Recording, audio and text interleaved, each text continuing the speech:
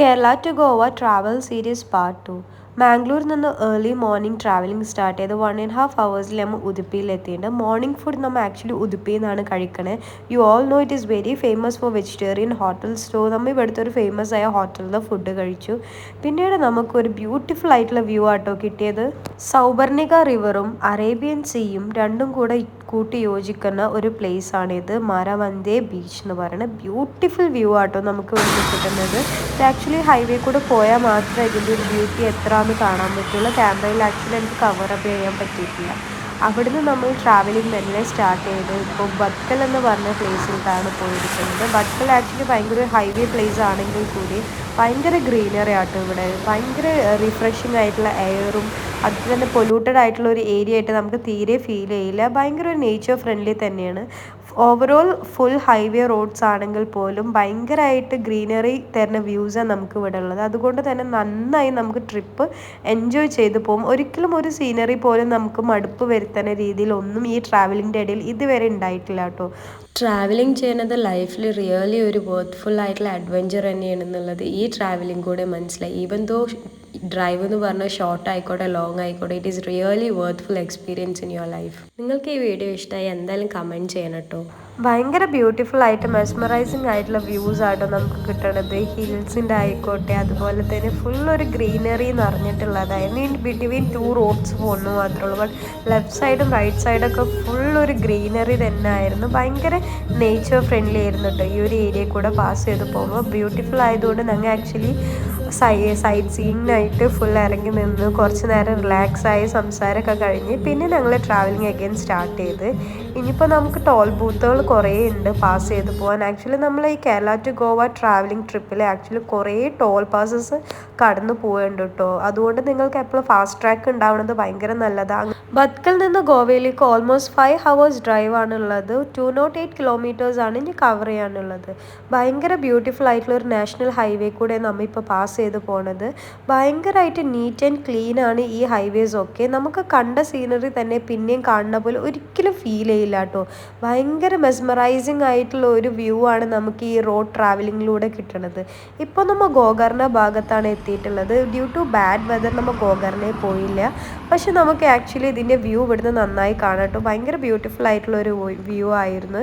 ഇവിടെ ഇറങ്ങി ഞങ്ങൾ കുറച്ച് ഫോട്ടോസും വീഡിയോസും എല്ലാതും എടുത്ത് പിന്നീട് ഞങ്ങൾ ട്രാവലിംഗ് കണ്ടിന്യൂ ചെയ്ത് ഇപ്പം നമ്മൾ ഓൾമോസ്റ്റ് എത്തിയിട്ടുള്ളത് കാർവാർ ബിനാക ടണൽ കൂടെയാണ് ഇപ്പോൾ നമ്മൾ യാത്ര ചെയ്യുന്നത്. കാർവാർ എന്ന് പറയുന്ന ഒരു സീസൈഡ് സിറ്റിയാണ്. ഹെഡ് ക്വാർട്ടേഴ്സ് ഓഫ് ഉത്തര കന്നഡയാണ്. അതുപോലെ തന്നെ ഈ Karwar Binaca tunnel almost 7 kilometers ആണുള്ളത്. അതുപോലെ തന്നെ കാർവാറിനെയും ബിനാക എന്ന് പറയുന്ന സ്ഥലത്തിന് യോജിക്കാൻ വേണ്ടിയിട്ടും ഷോർട്ടൻ ചെയ്തിട്ടുള്ളതാണ് ഈ ടണൽ. അതുപോലെ ഭയങ്കര ബ്യൂട്ടിഫുൾ ആയിട്ടുള്ള ഒരു ടണലാട്ടോ ഇത്.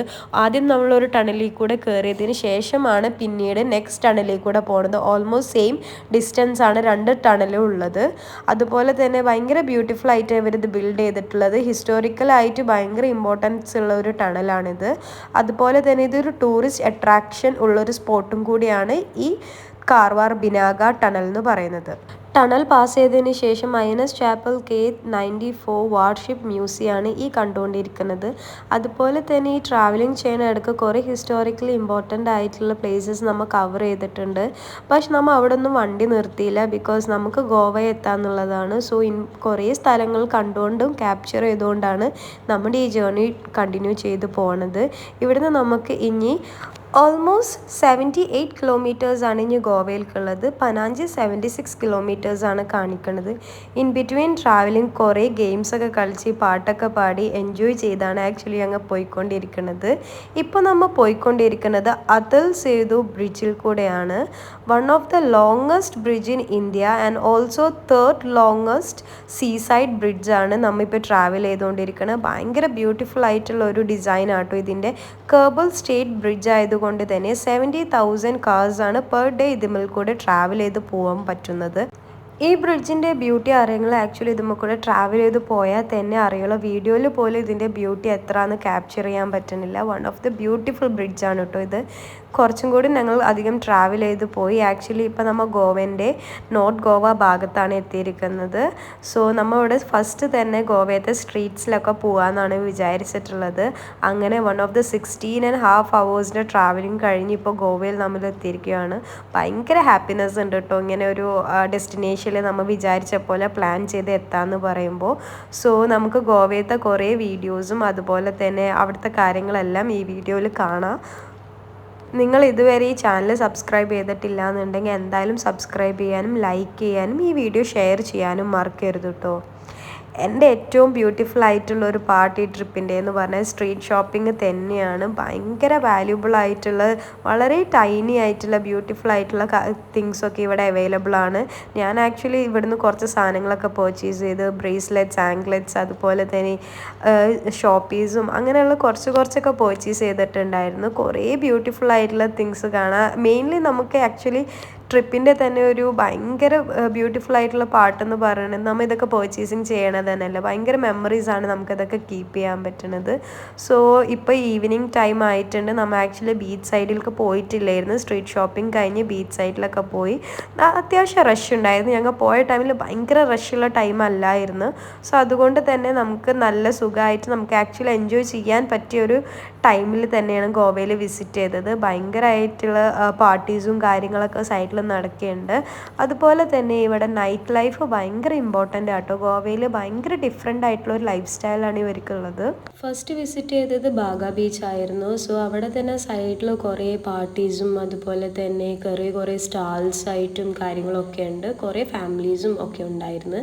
പിന്നീട് കുറച്ച് ഫിഷസ് ഒക്കെ കണ്ടിട്ടോ. കുറേ വൈഡ് വെറൈറ്റീസ് ഓഫ് ഫിഷസ് അവർ മസാല ഒക്കെ ചെയ്ത് ഫ്രൈ ചെയ്ത് ഗ്രില്ല് ചെയ്തൊക്കെ കൊടുക്കുന്നുണ്ട്.